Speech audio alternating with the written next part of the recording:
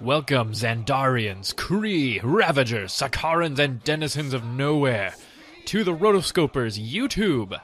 I'm Mason, and this is my flip-through review of the colossal art of the Guardians of the Galaxy.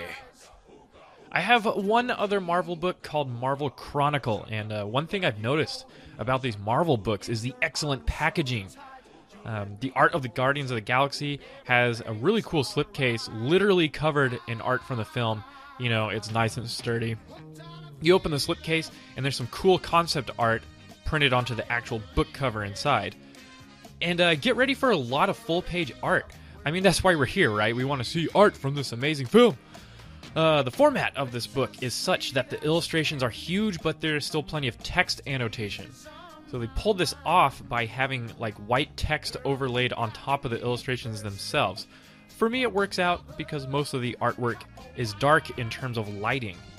In the beginning of the book, there's a foreword by director James Gunn, and then there's kind of a crash course in the history of the Guardians of the Galaxy franchise.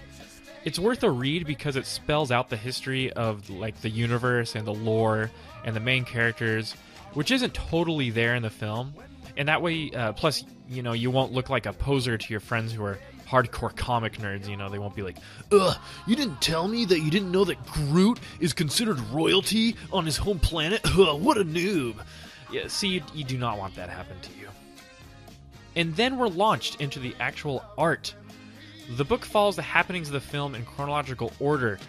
For every character and environment, there's a ton of concept art, mostly scratch designs, which I always find fascinating. You know, for environments especially, you'll see a lot of prop design. You'll get to see like cool little details that the artists worked out that you might not have even noticed watching the film. One reason why I loved Guardians of the Galaxy was that it had a unique atmosphere. It was like a cyberpunk universe with heavy influences from the 70s and 80s. And I felt like I was watching like a cheesy, colorful comic from the 1980s come to life. And the art book has a ton of content showing exactly how the artists of the film achieved such a cohesive look to the film. And what's cool is that the annotations explain all of that. Besides concept art, you will find things like an entire storyboard from the Kiln escape sequence. And there's also this cool fold-out section revealing all the Easter eggs that you can find in the sequence where they go to the Collector's Museum. So I won't reveal what they are in this flip-through, but there are a few major surprises that I didn't even notice when I watched the film. But mostly you can expect lots and lots and lots of really cool concept art in a very good format. Overall, I consider this book a success. Except for one flaw, I think the images generally tend to be very dark and kind of dull contrast-wise. Like, I get that the film itself was dark. Like, the film itself was, you know, it didn't have a lot of contrast. It had low light, and there were these, like, sparse accents of vibrant colors. Like, I get all that, but they could have at least adjusted the contrast on these book illustrations so that we could see the images better. And that's really my only complaint.